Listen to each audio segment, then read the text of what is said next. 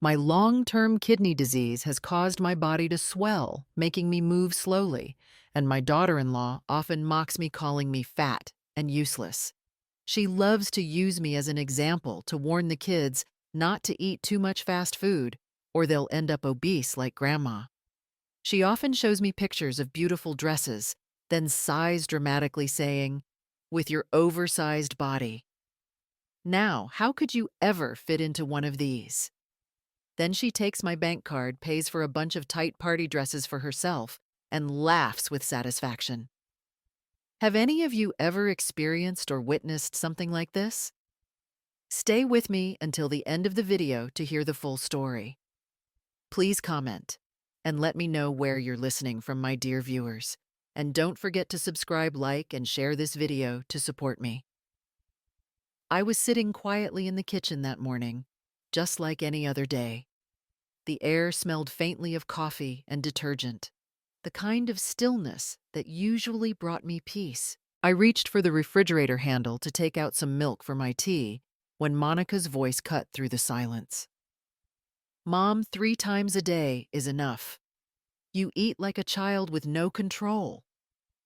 Her words came sharp, cold, slicing through the air like a knife. For a second, I thought she was joking, but then I saw the look in her eyes, that mix of irritation and disdain she no longer bothered to hide. Before I could respond, her mother, sitting comfortably on the couch, added with a smirk, "She's right, Jennifer. At your age, self-control is important. Otherwise, you'll end up with all kinds of problems." Then, as if I weren't standing right there, she whispered loudly, "She's obese, useless, can't even manage herself." The world went quiet. The clock ticked. My hands trembled slightly as I closed the refrigerator door. The cold air brushed my face, but inside, I was burning.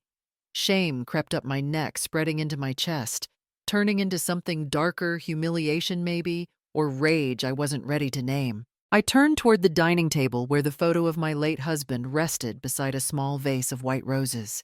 His kind eyes looked back at me, frozen in time. I remembered how he used to call me his lioness, calm when needed, fierce when challenged. For a long moment, I stood there staring at his picture, and something inside me stirred. My gaze swept across the apartment. The refrigerator Monica guarded as if it were hers.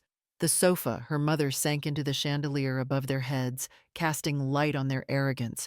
All of it had been bought with my money, my savings, my years of work. They lived surrounded by what I built, yet dared to treat me like a burden. I swallowed the bitterness, forcing my voice to stay even. "It's fine," I said quietly, more to myself than to them. But inside, something had already changed. The humiliation didn't break me. It awakened me. When I retired at 61, I thought I had done everything right. For more than 30 years, I had worked as a chief accountant at a small construction company in Ohio. People often said I was the kind of woman who could spot a missing penny from a mile away. I was proud of that. I built a life based on discipline and honesty, never spending more than I earned, always saving for the future I thought I would share with my husband. But life has a strange way of rewriting plans. When my husband's health began to fail, I left my job early to take care of him. Those last 3 years were quiet and heavy, full of medications, doctor visits, and the sound of his shallow breathing at night. When he passed away, the house suddenly felt like a museum of silence. So I sold it. It was the house where we had raised Jackson, where every wall carried a memory, but I couldn't stand the emptiness anymore. My son and his wife Monica were renting an apartment, then struggling with bills, so I offered to move in with them. "It'll save you rent, and I won't be so lonely," I told them. They hesitated at first, but when I said I would pay for the new house myself, their smiles came quickly. The deed was put under my name, but I never mentioned it again. I thought of it as our family home. Every month, I transferred money from my retirement account to cover groceries, utilities, and even Monica's car insurance. It was all automatic, smooth, efficient, just like the systems I used to run at work. I didn't keep score because family shouldn't be about keeping score. I believed helping them would make me feel useful again, that it would fill the quiet space my husband left behind. Looking back now, I realize my biggest weakness wasn't loneliness, it was trust. I trusted too easily, mistaking dependence for love and convenience for closeness. I thought if I made myself helpful enough, they would never forget who truly held the family together. But the more I gave, the more invisible I became. I used to tell myself that love and money could coexist if handled with care. But numbers never lie, and neither do small changes in people's eyes when they start seeing you as a burden instead of a blessing. At the time, I didn't see it. I was too busy trying to belong.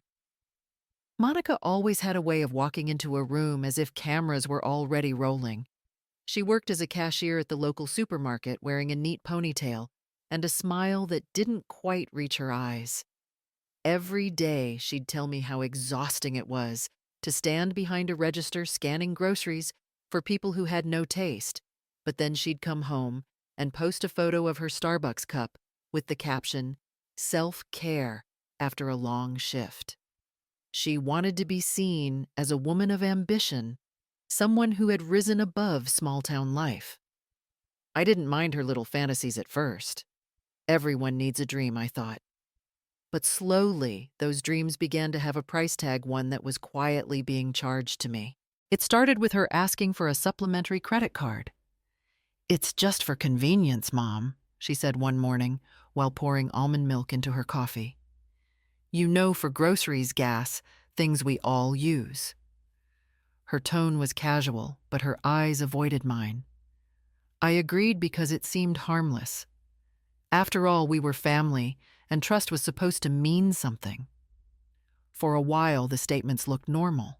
Then the Starbucks charges became daily, the grocery store purchases included candles and designer chocolates, and soon I saw transactions from online stores I'd never heard of. Monica's social media became a parade of luxury she couldn't afford. Photos of her hand resting on a Michael Kors bag, her wrist flashing a cheap watch she claimed was Italian design, her captions dripping with quotes about strong, independent women. I used to scroll through them quietly, reading the comments from her friends. "You're living the dream, girl," one wrote. Monica replied with a heart emoji and didn't once mention that the house in those photos, the furniture, even the car in the driveway, all belonged to me. Sometimes when her coworkers came to visit, she'd give them a tour as if she were the owner. "This marble countertop was such a great investment," she'd say, patting it proudly while I stood in the kitchen doorway, invisible in my own home. Her guests nodded impressed, and Monica would smile that perfect smile that made me wonder if she believed her own lies. I used to tell myself it didn't matter who got the credit, that peace was worth more than pride. But peace built on pretense never lasts. I began to see how Monica's need to appear successful wasn't just vanity, it was hunger, the kind that grows quietly until it devours everything in its path.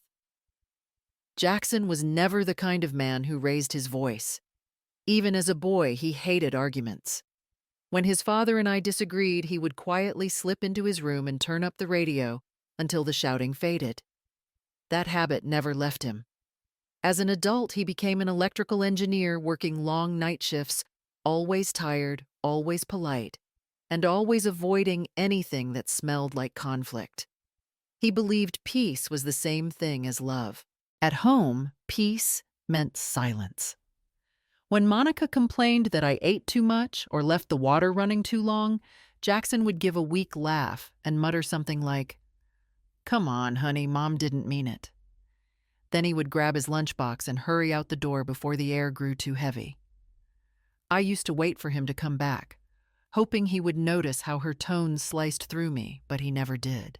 His silence became a shield for her, not for me. When Monica suggested that she should take care of the finances, Jackson agreed without hesitation.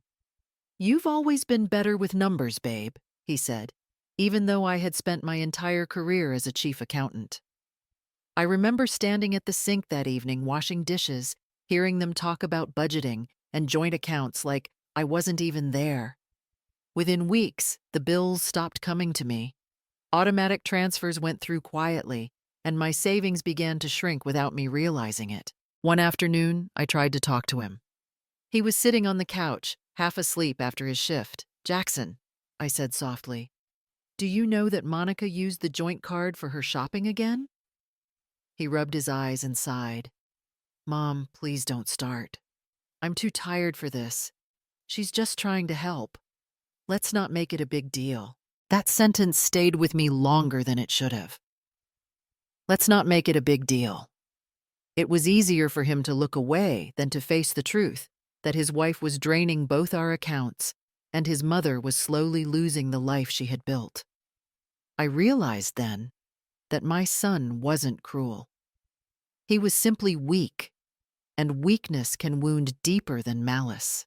Over time, I stopped checking the statements, stopped asking questions. I became careful not to open the fridge too often, not to let the faucet run. The house I had paid for no longer felt like mine. I moved through it like a guest afraid to overstay her welcome. The house used to feel warm when I first moved in. Now it feels like a place where I must ask permission to breathe. Monica started calling them rules, simple things she said to keep the household organized. No using the washing machine after 8 at night because the noise bothers the kids. No turning on the heater until the temperature actually drops below 50. And the newest rule, the one that broke something inside me, the top shelves of the fridge were for the children's food only. She placed bright pink labels on every container as if I might steal a yogurt from my own refrigerator. At first, I tried to laugh it off. I told myself she was just tired from work, that she didn't mean it the way it sounded. But the walls began to close in.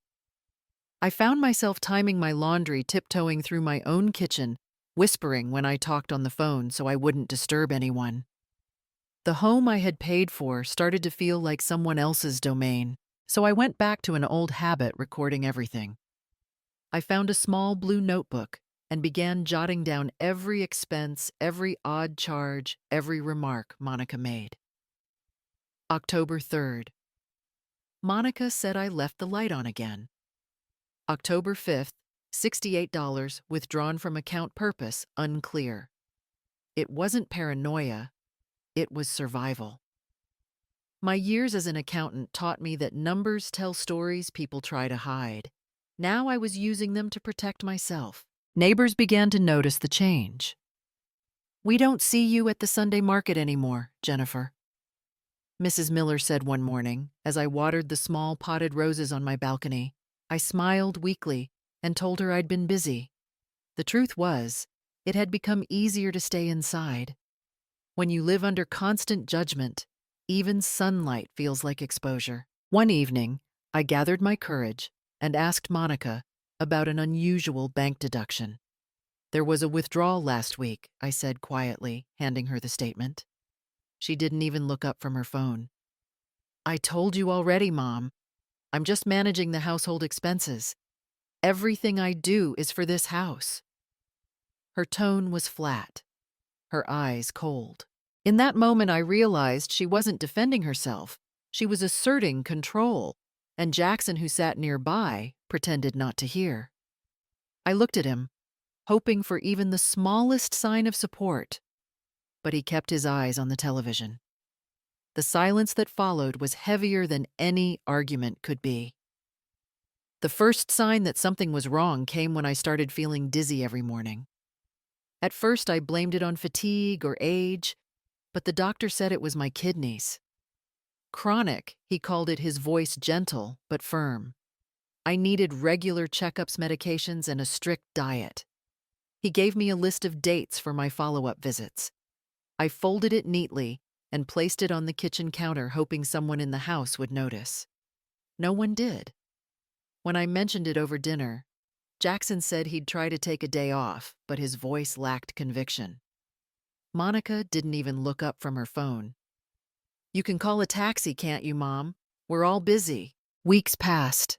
My body grew weaker, but my silence grew stronger.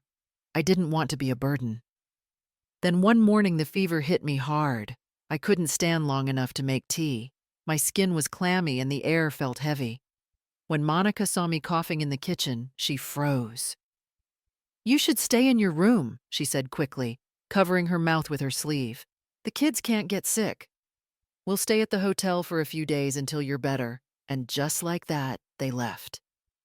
The sound of the front door closing echoed through the apartment hollow and final. The first night alone was the worst. I tried to make soup, but couldn't lift the pot. I called Monica once, no answer. Jackson's number went straight to voicemail.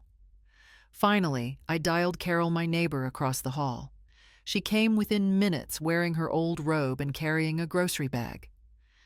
"You look terrible, Jen," she said softly, placing her hand on my forehead. "You've got a fever."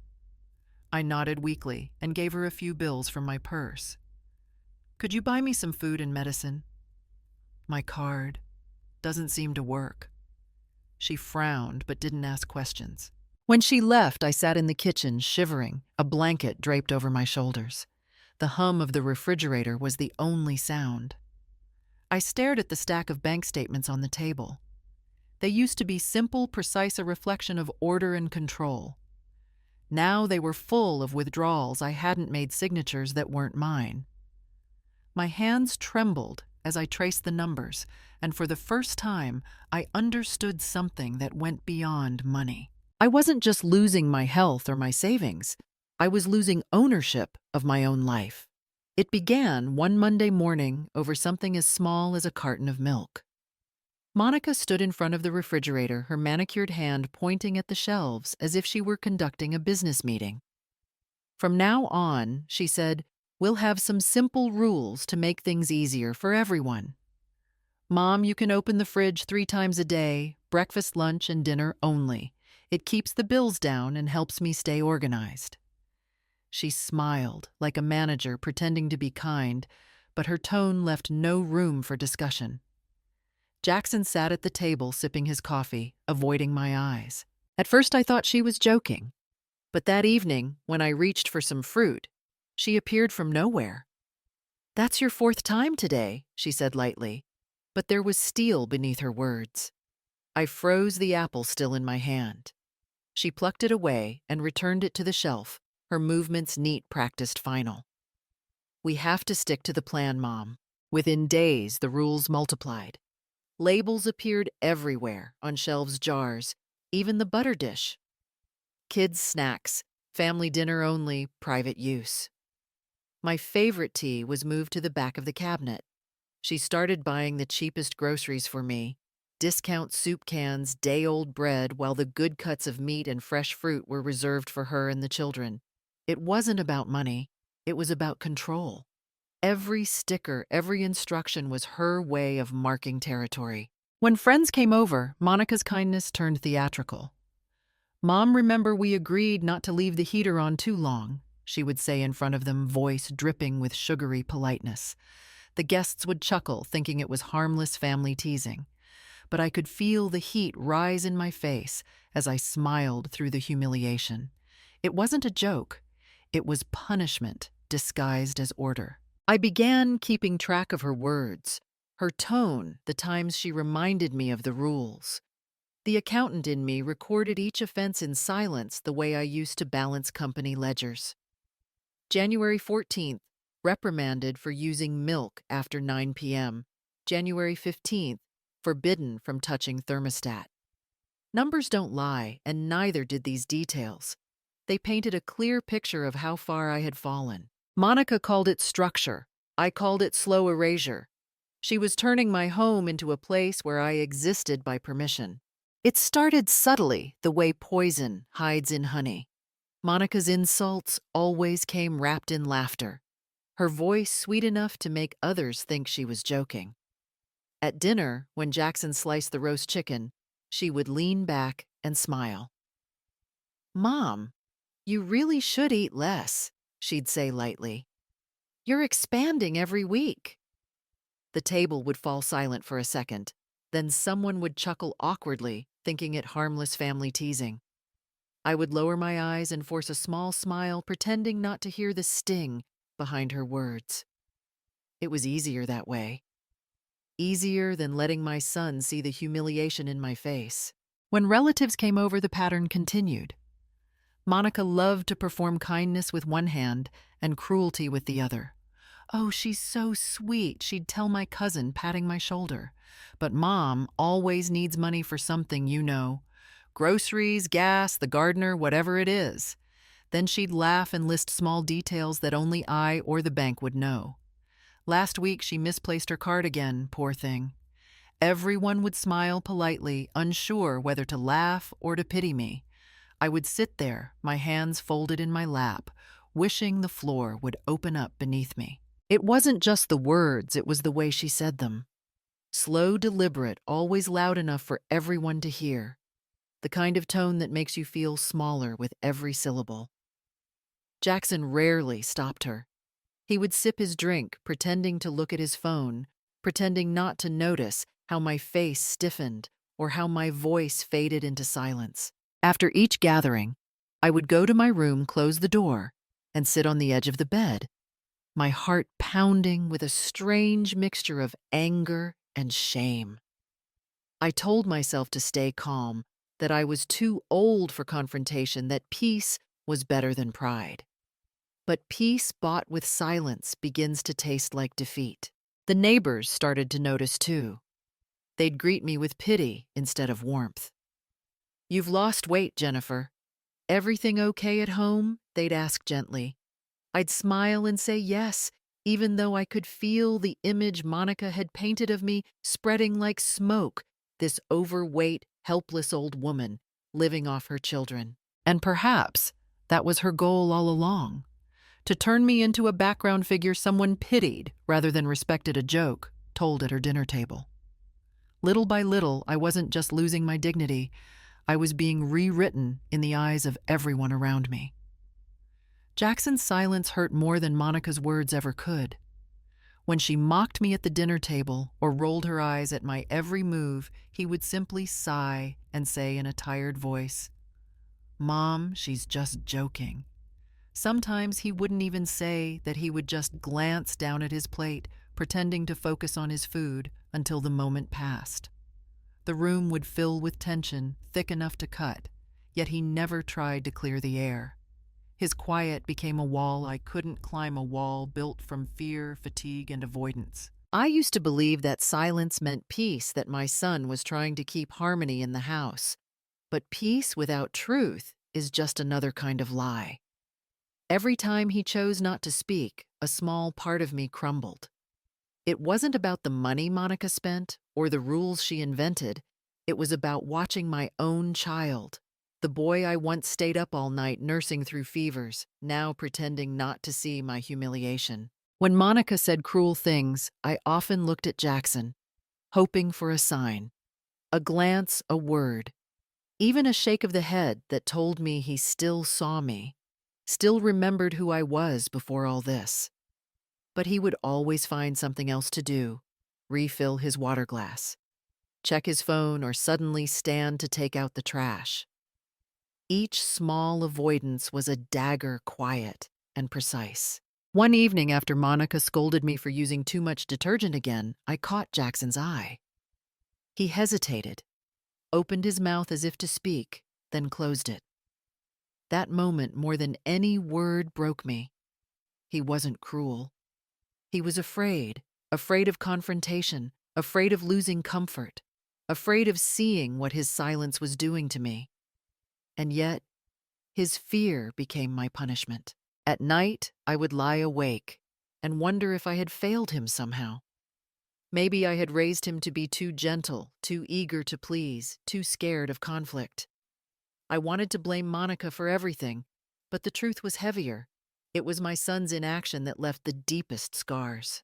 When you lose your child's voice, you lose more than family. You lose your place in the world. Old habits never really die.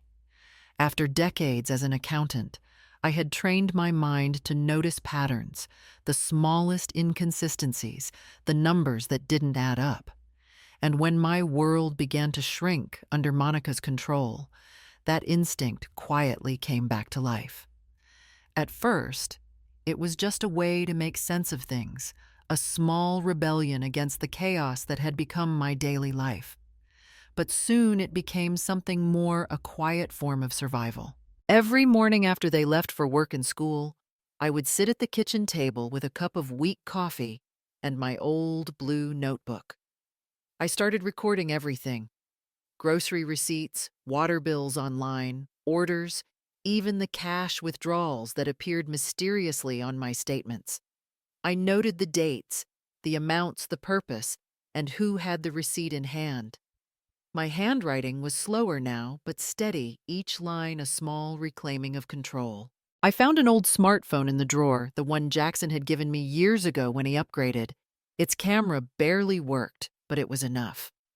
I began taking photos of every receipt, every odd charge, saving them in a hidden folder labeled recipes.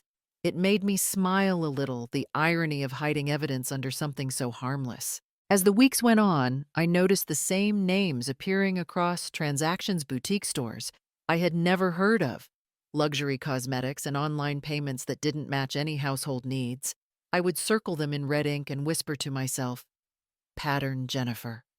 Always look for the pattern. My years at the company had taught me one rule that still held true when numbers lie. People are lying too. One afternoon, while checking the mail, I opened a new bank statement and saw a payment to a high-end furniture company in Monica's name. The amount was enough to make me pause. I traced my finger over the line, feeling my pulse steady instead of rise.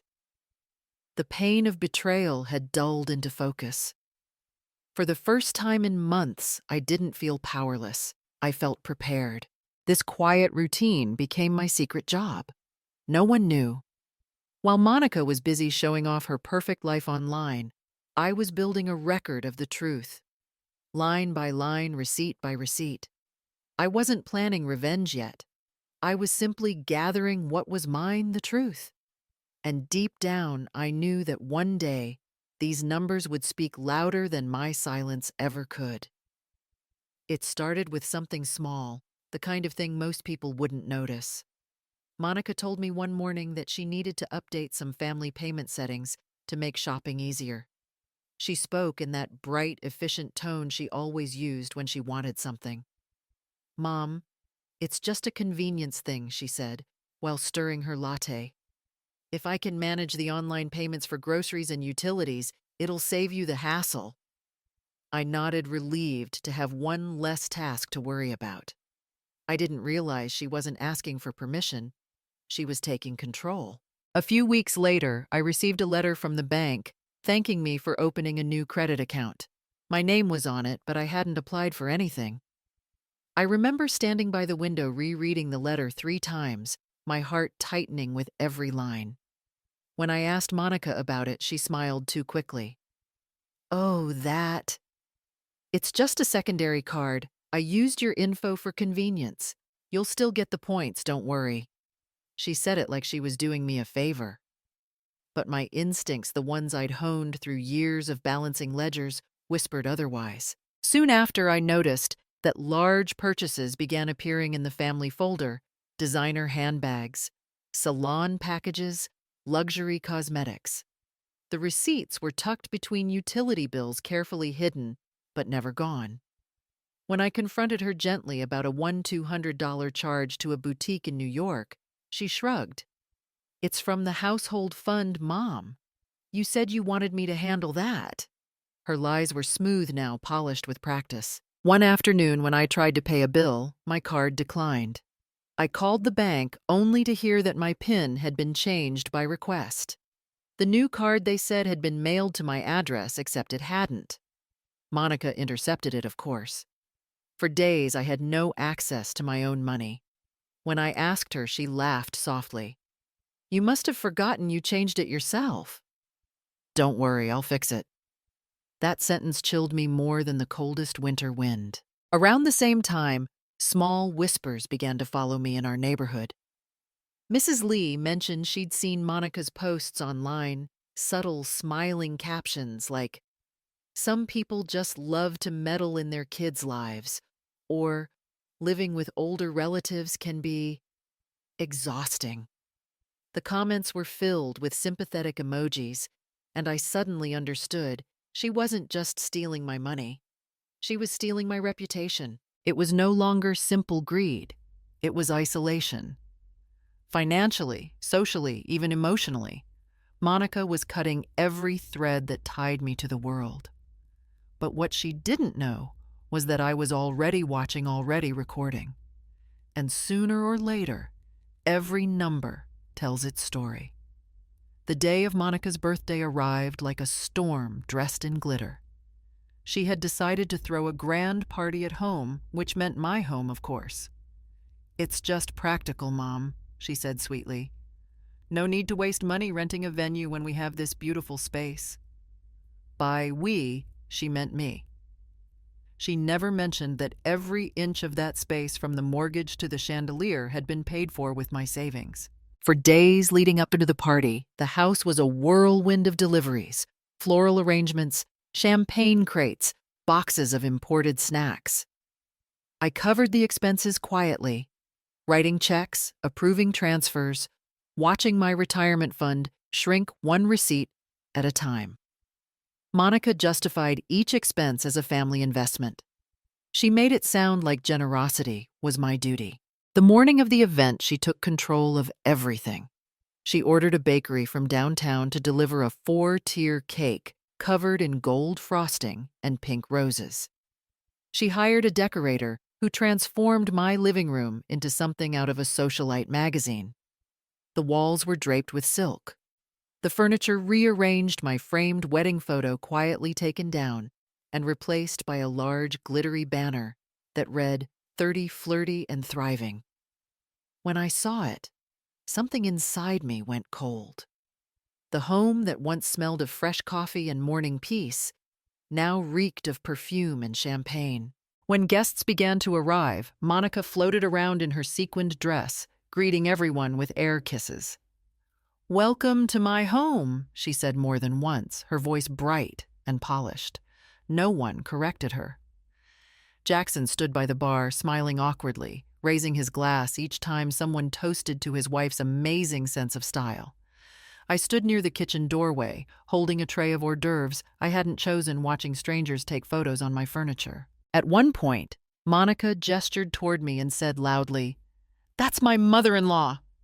She insisted on paying for everything. "Didn't you, Mom? She's so generous." The guests clapped politely. Cameras flashed. I felt the heat rise to my face as I nodded faintly, my throat tight. They didn't see the truth behind the smile, the bitterness, the humiliation of being praised for financing a spectacle that erased me from my own home. As the music grew louder, I slipped out to the back porch. The lights from inside flickered across the lawn, spilling out into the darkness like something foreign. From out there, the laughter sounded distant, hollow, unreal.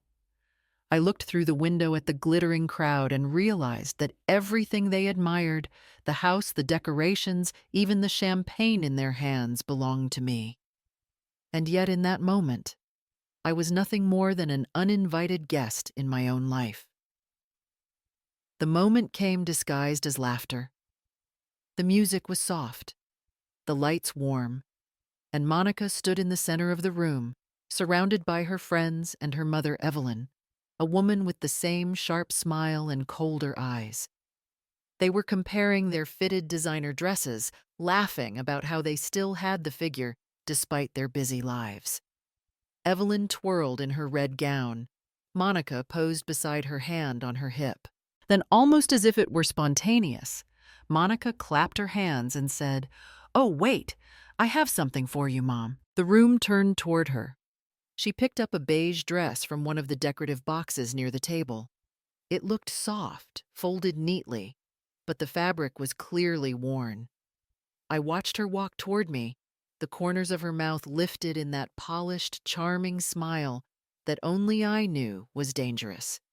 "Here," she said, handing it to me. "I found this in the back of my closet. I thought you might like it. It's vintage, your style, right?" She paused, tilting her head slightly. "And, well, it should fit. You're about this size, I think." A ripple of laughter moved through the guests. Someone muttered, "That's cute," and another added, "So thoughtful." I felt my throat tighten.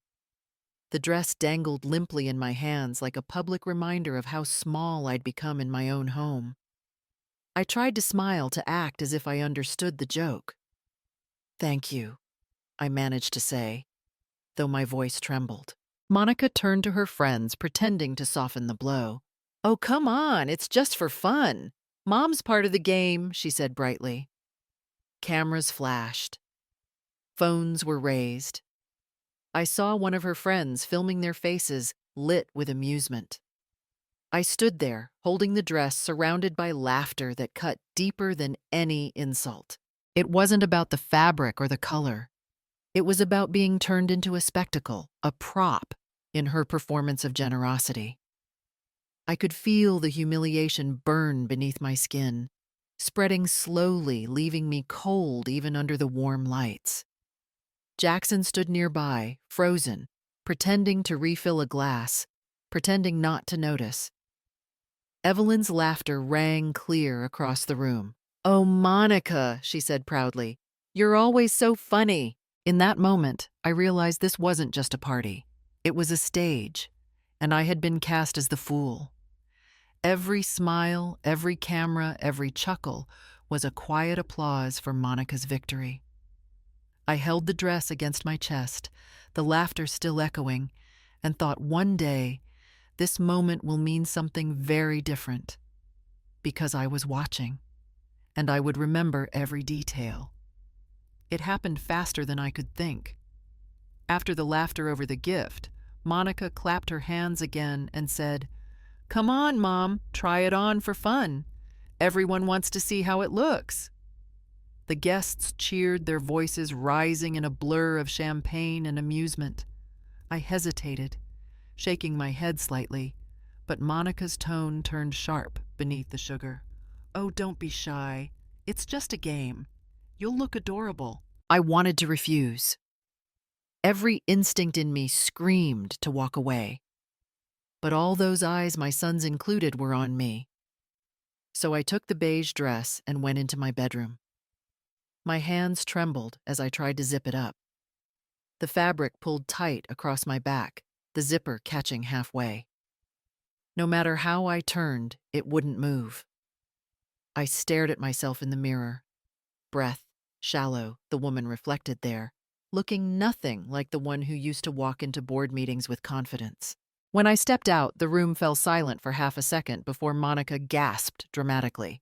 "Oh no, it's too small," she said, rushing over, pretending to help, as she tugged at the zipper that refused to budge. Her hands lingered just long enough for everyone to see my discomfort. Then click, the sound of a camera, and another. Before I could process what was happening, Monica's phone was up, angled perfectly. The light flashed, capturing my humiliation in real time. She turned to her guests, smiling sweetly. "A reminder," she said, typing quickly on her phone. "Stay healthy or you'll end up like my mother-in-law." The room erupted in laughter. Someone added, "She looks like a muffin bursting out of the wrapper."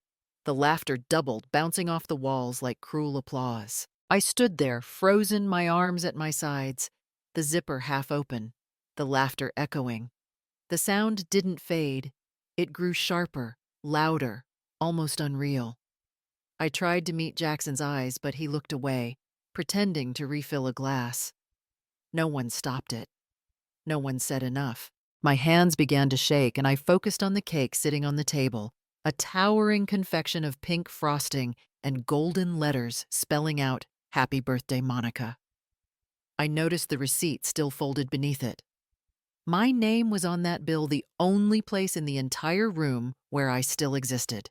As they kept laughing, I stood perfectly still, the world narrowing to the sound of that laughter and the cold burn of shame crawling up my throat.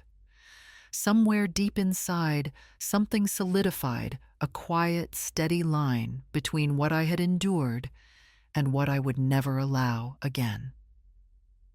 I didn't cry. I didn't shout.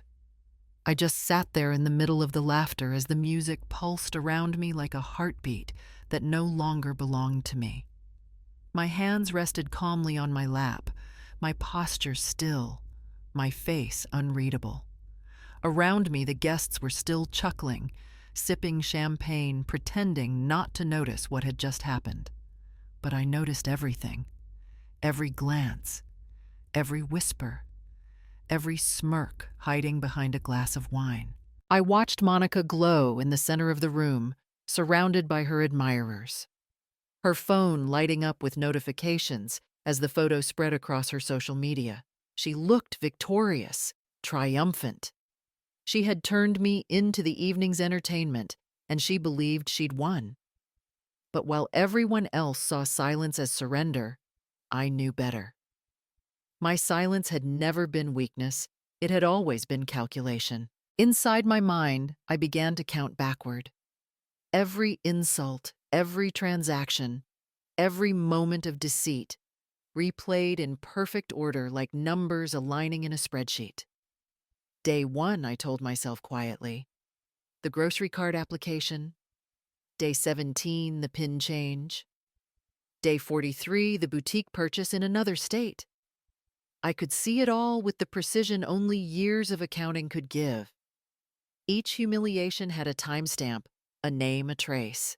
As the noise of the room faded into a dull hum, I thought of the small blue notebook hidden behind my books, filled with Monica's forged signatures, printed statements, and photos of her withdrawals from my account.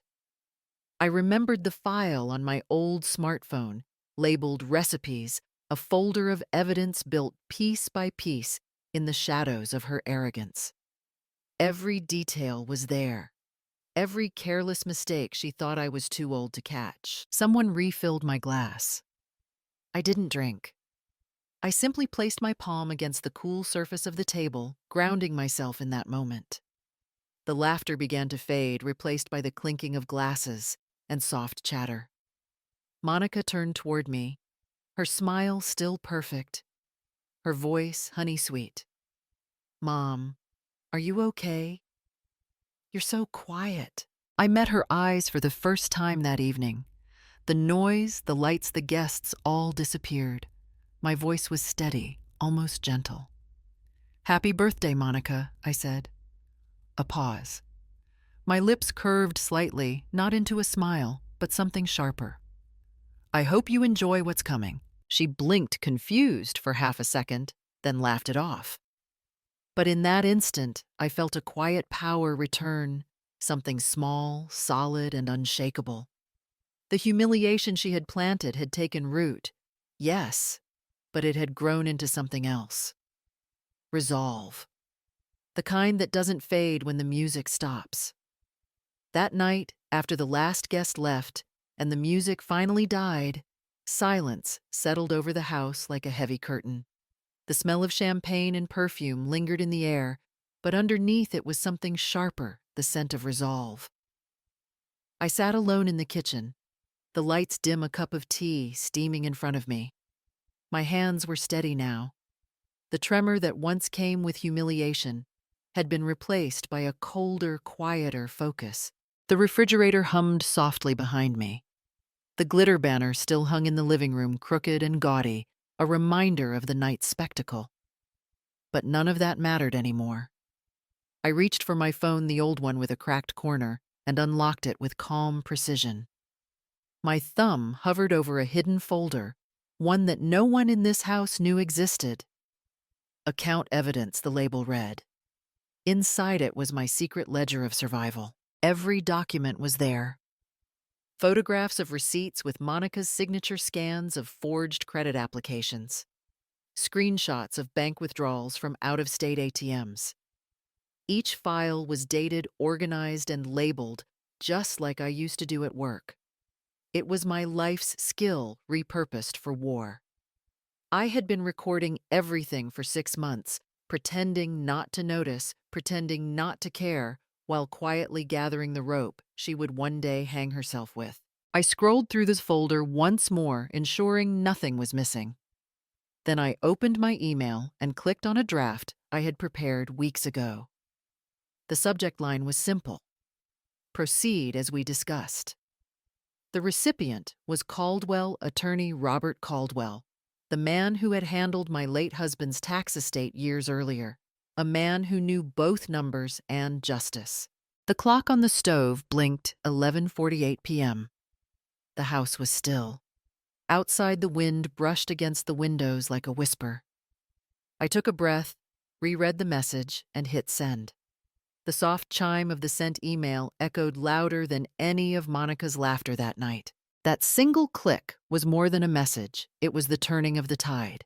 Caldwell would move immediately, filing reports of elder financial abuse and identity theft. 2 words that could unravel Monica's perfect facade, strip her of every dollar she stole, and expose her to the same public humiliation she had fed on for years. I leaned back in my chair, watching the tea steam fade into the dark. For the first time in months, I didn't feel like a victim. I felt like the strategist I had once been, the woman who knew how to balance chaos into order, the woman Monica had underestimated. The house was quiet now, but somewhere inside that stillness, justice had already begun. The rain was gentle that morning, the kind that whispered against the windows and made the streets of Cleveland look soft and gray. I sat in the corner of a nearly empty cafe across from the hospital, my coat still damp, my cup of tea untouched. To anyone watching, I was just another older woman, waiting out the drizzle after a doctor's visit. In truth, I was waiting for the man who would help me take my life back. Attorney Robert Caldwell arrived exactly on time. Calm, precise, the same way I remembered him from years ago when he handled my late husband's estate. His hair was grayer now, his briefcase worn, but his eyes were sharp. He greeted me with quiet respect. No small talk, no pity. "Jennifer," he said softly, taking a seat across from me. "You said you have documents." I slid a folder across the table. Inside were copies of bank statements, screenshots of transactions, printed emails, and the photographs I had taken with my old phone. At the top was a sheet of paper with Monica's forged signature placed side by side with the real one from years ago. Even to an untrained eye, the differences were obvious. The loops tighter, the spacing wrong, the slant unnatural. Caldwell adjusted his glasses, studying the pages one by one. He made notes in his leather notebook, his pen moving slowly but steadily. Outside, the rain picked up, tapping harder against the window. You kept everything he said quietly. Dates, amounts, signatures, even ATM locations. That's meticulous. I gave a small smile. I was an accountant. Old habits die hard. When he reached the page showing Monica's online purchases and the change of mailing address for my bank cards, he paused, his expression hardening. "This isn't just mismanagement," he said, lowering his voice. "This is elder financial exploitation. And the use of your personal information for those credit accounts, that's identity misuse. 2 separate crimes." For a moment, neither of us spoke. The sound of the rain filled the silence between us. Then Caldwell leaned forward slightly, his tone firm but calm. "We'll start the motion quietly," he said. "No confrontation yet. We'll request a financial audit under your name and a protective order to freeze the joint accounts.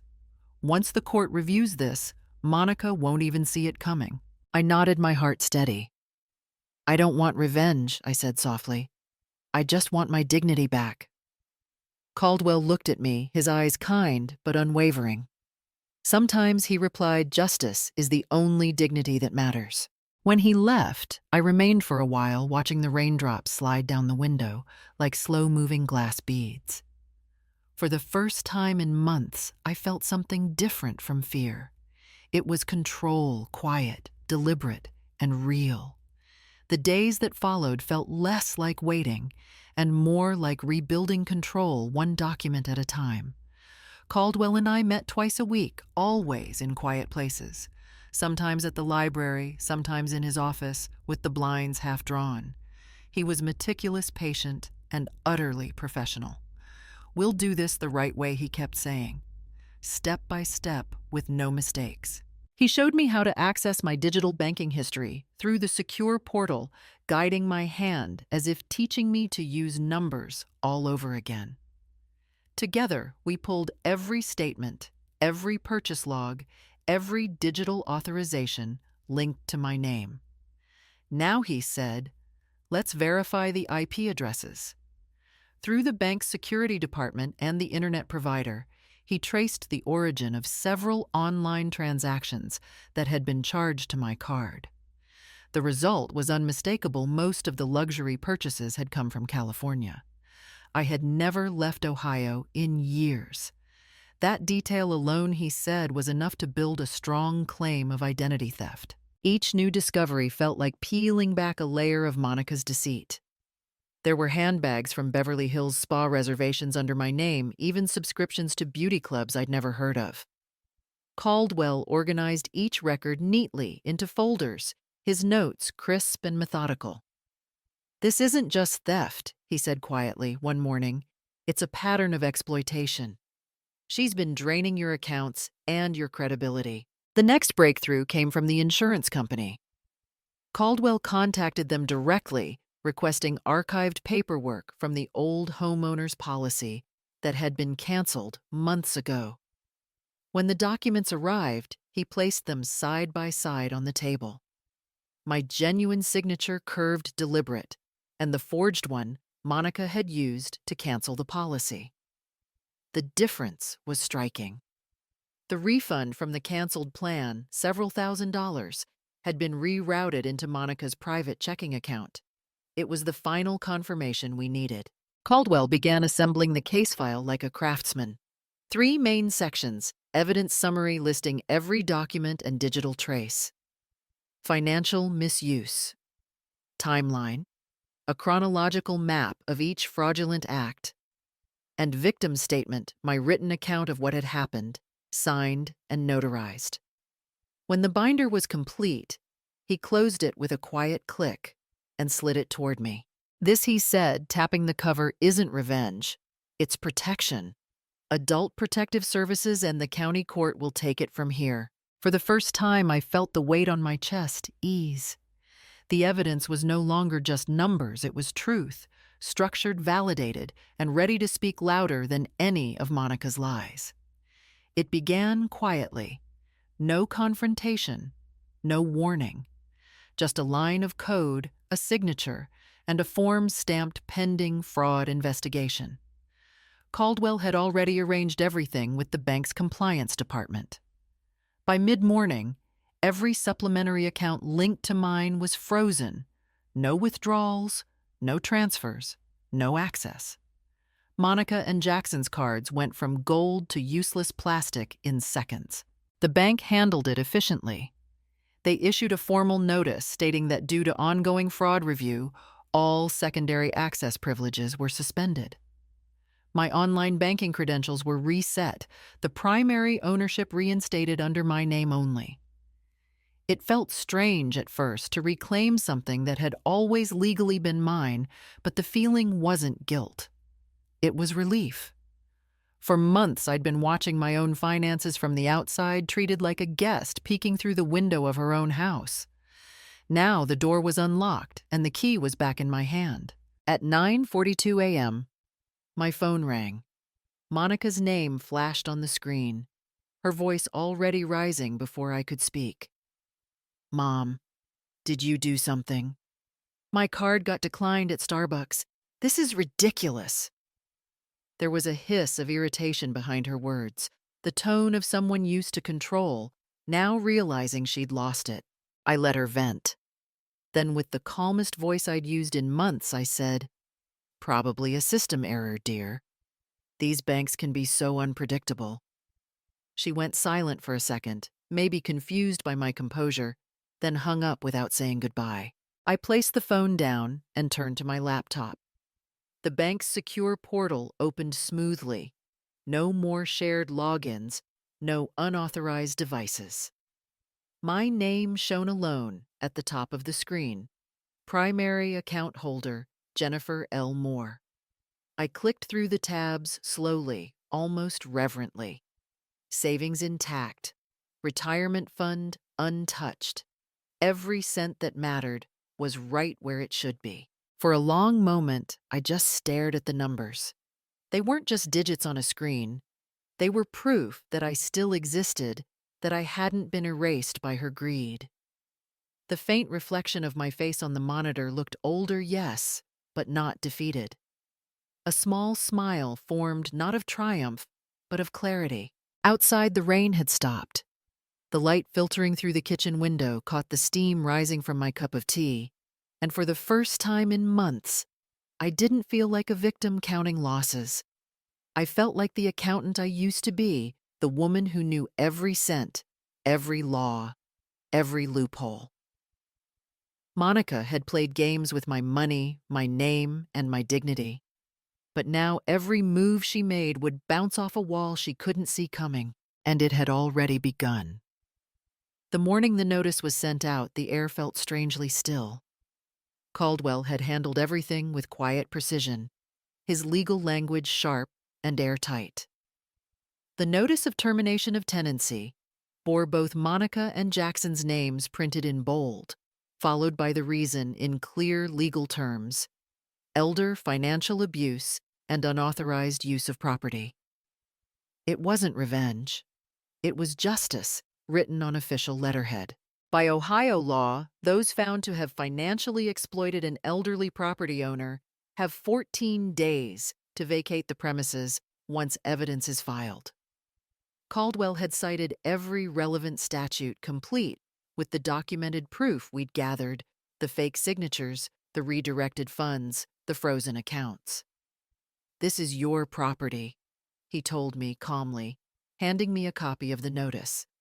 "And this time the law stands on your side." He didn't stop there. To ensure my safety, Caldwell sent a duplicate copy to the local sheriff's office with a formal request for standby protection. "It's standard procedure," he said. "People like Monica tend to lash out when they realize the power's no longer theirs." His tone was steady, but his eyes carried warning. I understood perfectly. That afternoon, the envelope arrived at the house by certified mail. I heard Monica's sharp voice from the hallway as she tore it open. "What is this?" she shouted, the paper crumpling in her hand. Jackson's voice followed lower, nervous. I didn't answer. Instead, I stirred the tea leaves in my pot, the sound of the spoon against porcelain steady and rhythmic. From the kitchen window, I could see the lilac bushes blooming again, their pale purple blossoms bright against the morning gray. I poured myself a cup of tea, the steam curling upward like a soft veil. The chaos behind me didn't reach my table. Monica's voice rose, demanding explanations, accusations, anything to regain control. I simply turned to her and said gently, "You'll find everything explained in the letter." She stared at me, eyes wide-mouthed, trembling. "You can't do this. This is our home." I looked at her for a long moment, then replied evenly, "No, Monica, it's mine." There was no anger in my voice, only finality. That calmness unsettled her more than shouting ever could. She stormed out of the kitchen, slamming doors, pacing, calling someone on her phone. I let her. The paperwork was already filed. The sheriff's office already notified. Her noise no longer mattered. I sat back down sipping my tea, letting the taste of jasmine settle on my tongue. For months, Monica had thrived on my silence, mistaking it for weakness. But now that same silence had turned into something else: authority. Outside, the wind rustled through the garden I had planted myself. It felt like the house was exhaling, finally breathing again. True victory, I realized, doesn't come with shouting or slamming doors. It comes with preparation, quiet, deliberate, precise.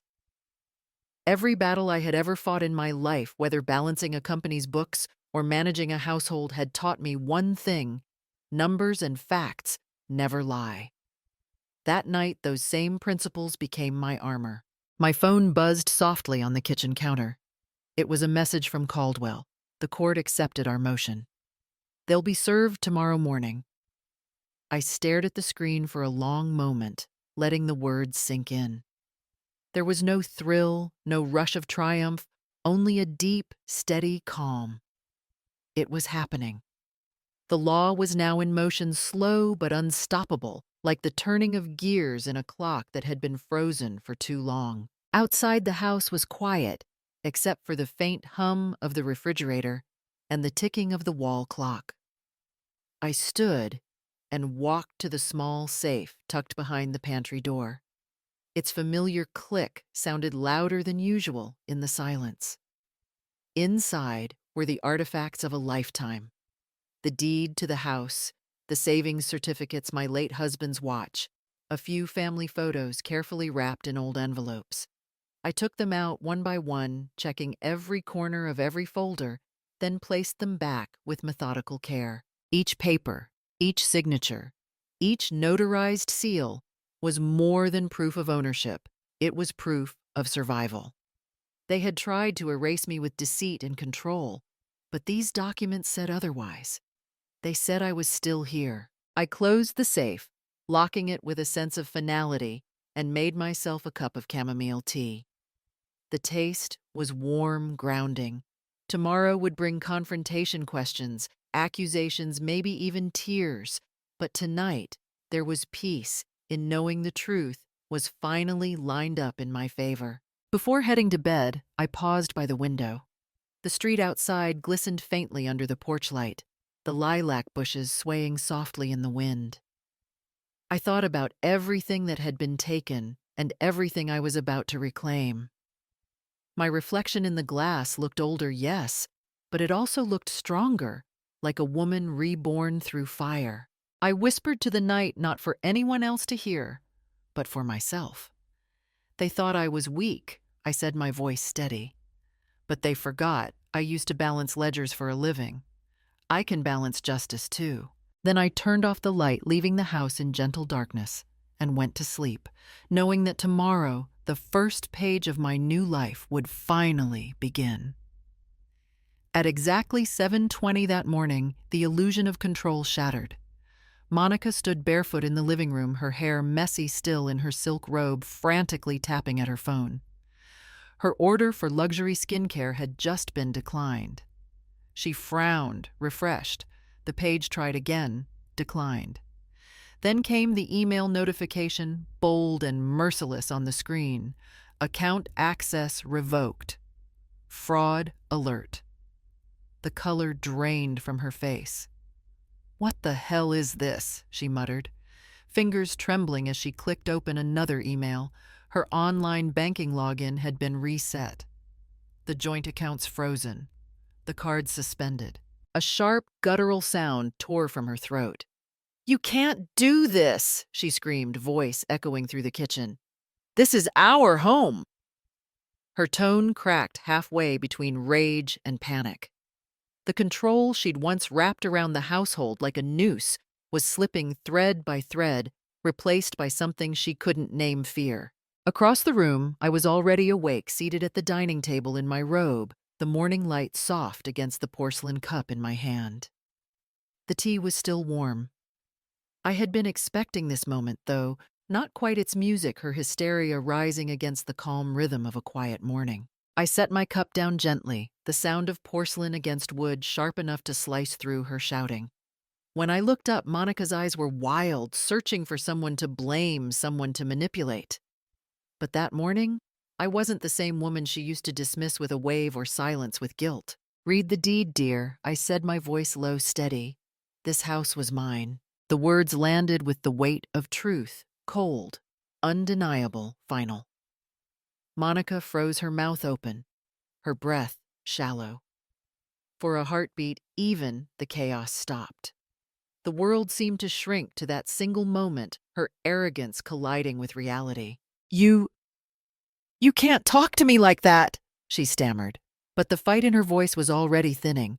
She looked around, eyes darting to the framed photo of Jackson on the wall, the furniture, the walls she had once paraded as her own. The walls didn't answer. The house no longer recognized her. I leaned back in my chair, folding my hands calmly. There was no anger left in me, only clarity. For months, she had ruled through noise, using shame as a weapon. But power, I had learned, doesn't always roar. Sometimes it just sits still and refuses to move. As she stood there shaking, her phone buzzed again, this time from the sheriff's office, confirming receipt of Caldwell's eviction notice. The timing couldn't have been more poetic. I looked at her once more, unflinching. "You should get dressed," I said softly. "It's going to be a long day." The knock on the door came just after 9. It wasn't loud, but it carried the kind of weight that made the whole house go still. Monica froze halfway down the stairs, her robe clutched tight around her. When the door opened, there stood attorney Robert Caldwell, composed as ever, with a uniformed officer beside him. In Caldwell's hand was a thick file folder and a single envelope stamped with the county court's red seal, the notice of eviction. "Good morning, Mrs. Moore," he said, his voice calm, professional. "As discussed, I'm here to deliver the official documents." He stepped inside, motioning politely toward the dining table. Monica's expression shifted from confusion to panic. "What's going on?" she demanded. "You can't just barge into someone's home." Caldwell didn't look at her. Instead, he carefully laid out the paperwork across the table, each page neat and deliberate. This he began tapping. The top sheet is the financial record extracted from the primary account under Mrs. Jennifer Moore's name.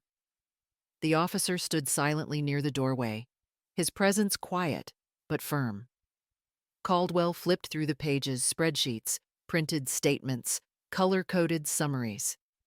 As you can see, he continued, approximately 80% of total spending over the past 8 months was made for non-household purposes. He read aloud, each word sharp as glass. Luxury spa packages, $3,420. Designer handbags, $5,980. Airline tickets to Los Angeles, $1,142. Hotel expenses, $2,600. These, he paused, eyes lifting to Monica, are unauthorized withdrawals from Mrs. Moore's personal savings account. His tone turned colder. They have been filed under elder financial exploitation as defined by Ohio. Revised Code Section 2913.02. Monica's face flushed crimson. "That's ridiculous," she shouted, her voice cracking. "I'm family. It's shared money. We live here together." Caldwell didn't flinch. He closed the file with a measured hand and said evenly, "Not in the eyes of the law, Mrs. Parker. Family doesn't mean ownership." The silence that followed was so complete that even the ticking clock sounded deafening. Jennifer sat quietly at the table, her hands folded over her cup of tea, eyes steady. She didn't speak, didn't move. For months, Monica's words had been louder than reason, but now the law itself was speaking for her. Caldwell slid the eviction notice across the table. "This document," he said, "gives you 14 days to vacate the premises. Failure to comply will authorize the county to proceed with removal." The officer nodded once, confirming the legality. Monica looked from one to the other, speechless, her power slipping through her fingers like water. For the first time, Jennifer exhaled, slow, deliberate, controlled. Justice didn't always arrive with thunder. Sometimes it came in the quiet turning of a page. When Jackson walked into the room, I could tell from the look on his face that he had finally seen the truth. His skin was pale, almost gray, and his eyes darted between Caldwell, the police officer, and the stack of documents on the table. He didn't speak right away. He just stared the way a man does when his world tilts beneath him and he's trying to find something solid to hold on to. He reached for one of the papers. I could see his hand trembling. He scanned the first page, the letter from the county court, the official report of elder financial exploitation. Then his eyes moved lower, reading through the list of expenses, spa visits, handbags, flights, hotels. All signed under Monica's name, all withdrawn from my savings account. I watched his lips move as he whispered to himself, Los Angeles. I remembered that trip. Monica had told him it was for work, and he believed her. Of course he did. He always believed her. Then he flipped another page, and I saw his eyes widen when he reached the line that said, private school tuition withdrawn from Jennifer Moore's savings. He looked up at me then, but his voice failed him. Monica's broke the silence first. She wanted to help us, she cried out, desperation lacing every word. She offered Jackson, it's family money. I could see his jaw tighten. His voice came out hoarse, shaking. You never asked, he said, staring at her as if seeing her for the first time. You took. For a long moment, no one moved. The only sound was the clock ticking above the fireplace. I didn't say anything. I just sat there, my hands folded neatly on the table, watching the boy I had raised finally open his eyes. He turned to me, and when our eyes met, the fury in him softened into guilt. Mom, he whispered, his voice breaking. I didn't know. I smiled faintly, not out of forgiveness, but out of understanding. I know you didn't, I said quietly. You weren't supposed to. I just wish you'd looked closer, that's all. He looked down, ashamed. For the first time in years, he seemed smaller. Not the grown man, but the son who used to come home after school, his hands dirty from fixing his bike, asking what was for dinner. The silence that followed was heavy but clean, like the air after a storm. Across the table, Monica stood frozen, her pride unraveling thread by thread. She opened her mouth, then closed it again. There was nothing left for her to say. Jackson sank into the chair beside me, his head in his hands. And as I looked at him, I didn't feel anger anymore. Only a quiet sadness and a strange sense of peace. Because sometimes, truth doesn't scream or demand.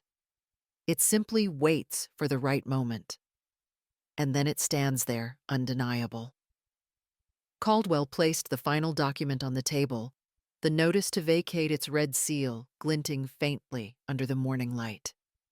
The room had gone completely silent, except for the faint hum of the refrigerator and the sound of Monica's shallow breathing. I sat very still, watching as Caldwell spoke in his calm, measured tone. This order, he said, sliding the paper toward her, gives you 14 days to vacate the premises. It is filed under the provisions of elder financial abuse and misuse of property.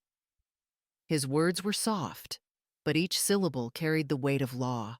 The police officer beside him nodded and added firmly, The order is valid and enforceable. I'll stay until the situation is calm.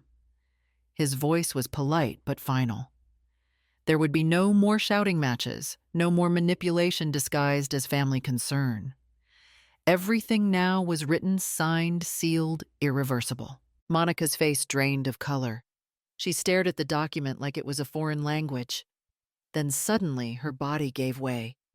She fell to her knees, her voice cracking as she reached out a trembling hand. "Mom, please," she sobbed. "I didn't mean to hurt you. I was just scared of losing control." The sound of her crying filled the room, echoing off the walls that she had once called her own. Jackson stood frozen behind her, his head lowered, silent. I looked at the woman kneeling on my floor, the same woman who had once mocked my weight, dictated my meals, and called me useless. And for the first time, I didn't feel anger, only distance. I rose from my chair, slow and steady, every movement deliberate. My steps carried me toward the window, where the morning light spilled softly through the curtains. Outside, the lilacs were blooming again, pale and calm, untouched by all this noise. I placed my hand on the window frame and spoke without turning around. Control was never yours to begin with. My voice was quiet, almost gentle, but the words sliced through the air like truth, long overdue. Behind me, I heard Monica's sobs falter, then fade into small, broken sounds. Caldwell gathered his files silently, the officer maintaining a respectful distance. The house, once filled with tension, now felt oddly light, like it had finally exhaled after holding its breath for too long. I didn't look back as they left the room. Justice, I realized, doesn't always arrive with noise or punishment. Sometimes it comes quietly signed, stamped, and perfectly still. By the time the police car pulled up to the curb, the neighborhood had already begun to whisper. Curtains shifted behind windows, doors cracked open just enough for curious eyes to peek through. Our street was usually so quiet that even the sound of an engine idling could draw attention. But a patrol vehicle parked at my gate, that was something no one had seen before. I watched from the porch as Monica stumbled back and forth inside the house, trying to gather her belongings into a suitcase that refused to close. Her movements were frantic, desperate, the elegance she once paraded reduced to chaos. Every now and then, she'd glance at me, hoping for mercy for some last-minute reprieve that wasn't coming. The officer stood near the door, clipboard in hand. "Ma'am," he said evenly, "I need you to sign the property release acknowledgement before you go. It's a required step before leaving the premises." His tone was professional, almost kind, but unyielding. Monica froze, the paper trembling between her fingers. Her voice cracked. "Do I really have to do this? This is humiliating." Caldwell, calm as ever, replied, "It's the law, Mrs. Parker. You can either sign now or the court will enforce it later. This way is better." I stood beside him, my hands folded in front of me. There was no satisfaction in my chest, no gloating, no vengeance, only stillness. I had waited months for this day, not for revenge, but for truth to be seen by the eyes that had refused to see it. And now it was laid bare in daylight, witnessed by neighbors who had once believed Monica's perfect facade. Outside, Mrs. Lee from next door whispered something to her husband. A few younger families stood by the sidewalk, their faces uneasy, their sympathy shifting quietly toward me. The image of Monica, red-eyed hair undone, clutching a half-zipped suitcase, was nothing like the glamorous woman who had once hosted wine nights and posted filtered photos of family happiness. The mask was gone. As she bent to sign the document, tears dripped onto the paper, smudging the ink. Her shoulders shook. "I didn't mean to hurt you," she whispered. "I just didn't want to lose control." I looked at her for a long moment, then turned my eyes toward the lilac bushes blooming beyond the gate. My voice came out calm, steady. "Control was never yours to lose." Caldwell nodded once to the officer. The form was signed, the law complete. Monica gathered her bags, stumbling past the door, her sobs echoing down the driveway. The neighbors watched in silence, not judgmental, not cruel, just quiet. I stood there until the car drove away. The street returned to stillness, only the faint rustle of wind through the trees. Justice, I thought, doesn't always roar.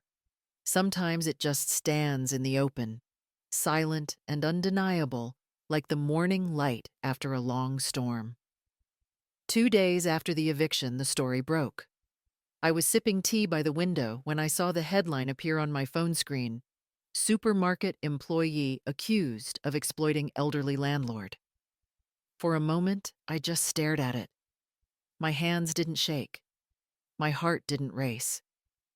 It was as if the world had finally caught up with a truth I had known all along. The article summarized everything: the financial exploitation, the falsified documents, the investigation led by Caldwell, and even a short quote from the police confirming that charges may be filed under elder financial abuse statutes. Caldwell's name appeared in bold letters beneath a statement that read, "No one, regardless of relation, has the right to misuse or manipulate the assets of an elder." Within hours, the story spread like wildfire. My neighbor Carol called first. "Jennifer? It's all over Facebook," she said, half whispering, half cheering. I opened the app and saw it myself. The post had been shared hundreds of times, especially among local senior groups. Comments poured in, women and men my age expressing outraged support, and something I hadn't expected: gratitude. One woman wrote, "She's so brave." Most of us would have stayed silent. Another replied, "This happens more than people think. Thank God she spoke up." Reading their words, I realized the story was no longer just mine. It had become a mirror for others women who had been silenced, shamed, or dismissed inside their own homes. Meanwhile, Monica's name flooded the comments too. Someone had connected the dots to her workplace. By noon, the supermarket where she worked released an official statement. "We are aware of allegations involving one of our employees. She has been placed on immediate suspension pending investigation." The photo they used in the news article, Monica in her store uniform, smiling behind the checkout counter, looked like a stranger now. The same people who once complimented her professionalism were now posting words that carried the cold precision of karma. Karma always comes for the greedy. You can't build happiness on someone else's suffering. I didn't smile, not even once. Justice, when it finally comes, doesn't need celebration. It only needs to be seen. That evening, as the sun lowered, the phone kept buzzing. Reporters, old friends, distant cousins, wanting to check in. I didn't answer any of them. I simply turned the phone face down, poured myself another cup of tea, and looked out at the street where everything had begun. The world outside moved on, but inside there was stillness, the kind that only truth can bring. In the days that followed, Monica's world began to shrink. One by one, the people who used to orbit her life quietly disappeared. Her phone, once filled with group chats and messages about weekend brunches or shopping trips, fell silent. The friends who used to sip coffee with her at the downtown cafe, the same ones who laughed the loudest at her jokes, had erased every trace of her from their pages. Photos vanished overnight. Captions once bragging about my classy bestie Monica were gone as if she had never existed. At the supermarket where she used to work, no one returned her calls. Her manager had simply told her, "HR will contact you when the investigation is over." But she knew that meant never. When she tried to walk into the store one afternoon, the security guard stopped her at the door, polite but firm. Shoppers nearby whispered, pretending not to stare. One woman muttered, "That's her, the one from the news." Monica turned away quickly, her sunglasses unable to hide the flush of humiliation burning across her face. Even the neighborhood she once flaunted herself in seemed to reject her. The women who used to compliment her handbags now crossed the street when they saw her. Conversations would pause when she walked by, replaced by hushed tones and sidelong glances. The sound of her heels clicking on the pavement was followed by whispers that stung sharper than any insult. But what broke her most wasn't the gossip, it was her own mother. Evelyn, once her confidant and biggest cheerleader, couldn't bear the shame. When the article came out, she stopped answering calls and told the neighbors she was not feeling well. Monica showed up at her mother's doorstep one afternoon, hoping for comfort, but the door barely opened. Through the crack, Evelyn's voice trembled, angry and broken. "What did I raise you to become? How could you do this, Monica?" To an old woman who took you in, Monica tried to speak, but her throat closed. "Mom, I didn't mean—" Evelyn cut her off. "Don't say another word. I can't even go to church anymore because of you." Then the door shut quietly, but it sounded final. That night, Monica sat alone in her small, rented apartment, staring at her reflection in the dark window. The woman looking back wasn't the glamorous wife she once pretended to be. The makeup couldn't hide the emptiness in her eyes. The silence around her was deafening, a kind of punishment money or excuses couldn't buy her way out of. For the first time, she understood the pain of being isolated, judged, and diminished the same way she had once made me feel. Karma didn't just take her comfort, it took her reflection. A week after the story broke, Caldwell's final letter arrived, printed on firm ivory paper, stamped with the blue seal of the Jennifer Family Trust. I was sitting by the window when the mailman handed it over. I didn't open it right away. I already knew what it said. Monica, however, didn't. That afternoon, she showed up at Caldwell's office demanding answers. I heard later from him that she came in with her hair unkempt, eyes swollen from sleepless nights, clutching a cheap leather purse, a pale imitation of the designer ones she used to flaunt. "This is a mistake," she had said, her voice trembling between anger and disbelief. "The house, the accounts, the car, they're mine too. I was married into the family." Caldwell had simply opened the file, his tone measured and unshaken. "All assets listed here, including the residence savings accounts and vehicle, are registered under the Jennifer Family Trust. This trust was established and legally transferred before your marriage to Mr. Jackson Moore. You are not a beneficiary." He paused, letting the words sink in before continuing. "Under Ohio law, Mrs. Parker, you have no legal claim over any of these properties.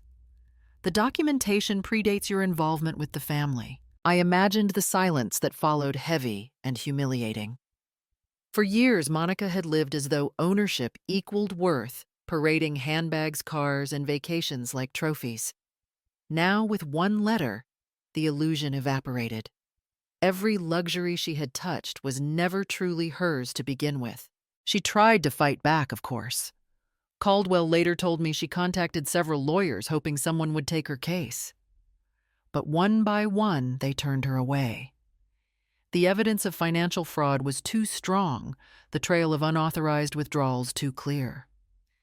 Any attorney who looked at her file could see there was no defense, only guilt wrapped in denial. Days later, her car was repossessed.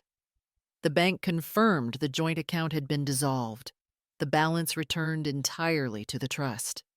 The apartment she thought she owned was locked and her access revoked. Everything she had used to define herself, every symbol of status, every proof of success, was gone. That night, as I read the official confirmation Caldwell sent me, I didn't feel triumph, just a quiet sense of order being restored. She had built her life on borrowed ground, and now the earth had simply taken back what was never hers. Monica had spent years pretending to own the world. Now the world reminded her greed doesn't buy permanence.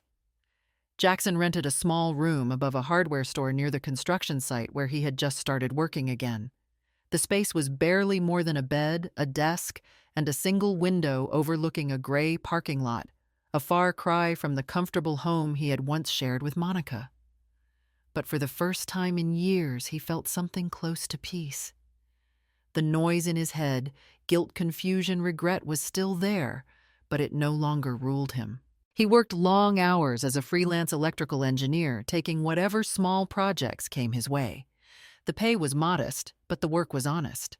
His hands, once used to keyboards and blueprints, were now marked by calluses and oil stains. Some nights, exhaustion would press heavy on his chest, yet it felt different, cleaner earned. Every evening when he came home, he sat at the small wooden desk and looked at a framed photo of Monica and their son. The boy's smile still melted something inside him, but Monica's face was harder to look at. It reminded him of every time he had chosen silence when his mother needed him to speak. He would replay those moments in his head, her quiet tears, her forced smile at the dinner table, and wonder what kind of man he had been to confuse peace with cowardice. One night, after hours of sleepless pacing, he took a sheet of paper and began to write. The words came slowly, painfully. "Mom," he wrote, "I don't deserve your forgiveness. I stood by and watched while others hurt you. I was too afraid to confront the truth. You gave me everything, and I failed you. I hope one day I can make it right. But I understand if you can't forgive me." He folded the letter and mailed it the next morning. Days later, an envelope arrived in return, written in his mother's careful handwriting. Inside was a single sheet with just one line. "You don't need to defend me, son. Just learn to respect the one who gave you life before it's too late." Jackson read it over and over, his vision blurring with tears. It wasn't anger. It wasn't even forgiveness. It was truth, simple, sharp, and freeing. In that moment, he realized what Monica had never understood, that dignity wasn't something you inherited or demanded. It was something you earned one honest act at a time. That night, he stood by the window of his small rented room, looking out at the flickering streetlight. The air smelled faintly of rain and new beginnings. For the first time, he whispered a quiet prayer, not for wealth or comfort, but for the strength to be the kind of son his mother could one day be proud of again. When I signed the lease agreement for the house, it felt like closing the last page of a painful chapter. The walls that had once echoed with shouting and humiliation now stood quiet, repainted, repaired, renewed. I didn't sell the place. I chose to rent it out. Let it breathe. Let it work for me instead of against me. What had once been a prison of sorrow was now an income stream, a symbol of recovery rather than defeat. With the steady rent payments, I started something new, the Silver Dignity Foundation. The name came to me one night when I couldn't sleep. Silver for wisdom earned through years. Dignity for the thing every woman deserves to keep, no matter her age. The foundation's purpose was simple: to help older women who had been financially exploited or emotionally abused by the very people they once trusted. Caldwell helped me set everything up: the paperwork, the legal registration, the press release. "You're not just closing a case, Jennifer," he said. "You're changing what happens after." The day of the opening was bright and cool, the air fresh with early spring. Local reporters came, a few city officials, and even some of the women from our community center who had followed my story online. There was no grand speech, no theatrics, just a small ribbon stretched across the doorway of a modest office in downtown Cleveland and a pair of silver scissors in my hand.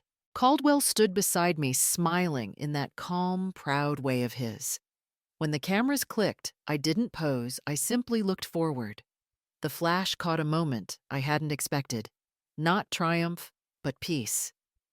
The next day, the local paper published the photo with the caption, "Elder Abuse Survivor Turns Advocate, Silver Dignity Foundation Opens Its Doors." When a young reporter asked me what justice meant to me after everything I'd endured, I paused, then said softly, "Justice doesn't need revenge. It just needs the truth to step into the light." They printed the quote on the front page. But I didn't say it to sound wise. I said it because I had lived it. For so long, I had believed justice meant winning, proving someone wrong, reclaiming what was taken. But standing there surrounded by people who had survived their own storms, I realized justice could also mean healing. It could mean building something new from what was broken. As the event ended, sunlight streamed through the window and lit the silver letters of our sign.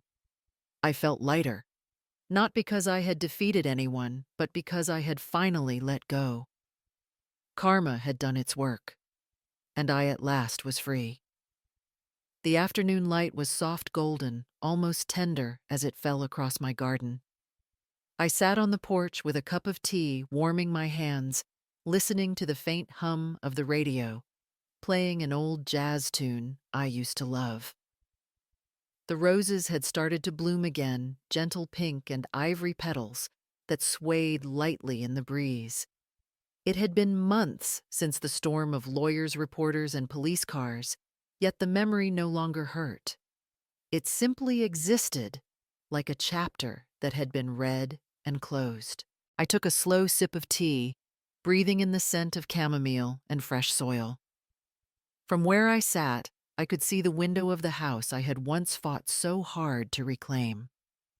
Now it belonged to peace, not pride. The tenants were a quiet, retired couple who often waved to me when they came home with groceries. I liked that. The house was still alive, still loved, only without the noise of lies and greed that once poisoned its air. People often ask me if I feel victorious. I tell them victory isn't loud. It doesn't always look like triumph. Sometimes it looks like a woman sitting quietly on her porch at sunset, knowing she no longer needs to raise her voice to be heard. Justice doesn't need shouting. Sometimes it's just a single, quiet phone call, the kind that sets everything back in its rightful place. I let those words roll gently through my mind, not as a statement, but as truth. The phone call to Caldwell that night. Proceed, as we discussed, had been enough to change everything, not through revenge, but through clarity. As the radio shifted to another song, I found myself smiling, not with pride, but with relief. I thought of Jackson rebuilding his life, of the women writing letters to my foundation, of those who finally dared to speak after years of silence. Maybe that was what this was all about, not winning, but healing. I placed my teacup down and looked toward the horizon, where the last line of sunlight met the sky. My heart felt light. For the first time in a long while, I wasn't thinking about loss or betrayal. I was thinking about beginnings. If you too have ever been dismissed or disrespected in your own home, tell your story. Speak your truth, because wisdom and dignity, they do not age.